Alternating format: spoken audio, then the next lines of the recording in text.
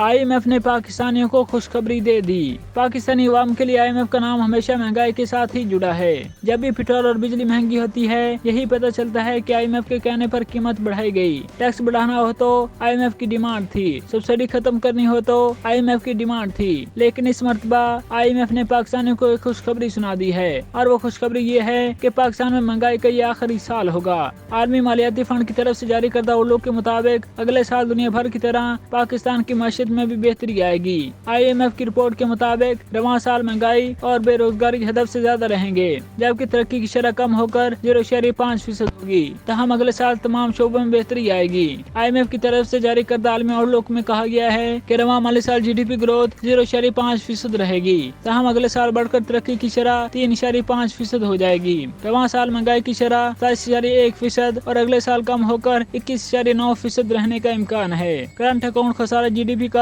2.3% اور اگلے سال 2.4 رہنے کا امکان ہے۔ گزشتہ مالی سال پاکستان میں بے روزگاری کی شرح 6.2% تھی، جو اگلے سال کے دوران 7% تک پہنچ جائے گی۔ آئندہ مالی سال بے روزگاری کی شرح 7% سے کم ہو کر 6.8% رہنے کی پیشگوئی کی گئی ہے۔ رواں سال پاکستان کا مجموعی قرض GDP کا 73.6% رہے گا، جو اگلے سال کم ہو کر 68.9% ہو جائے گا۔ رواں سال GDP کا حجم 85.4 ٹریلین رہے گا، جو اگلے سال 108.4 ٹریلین ہو جائے گا۔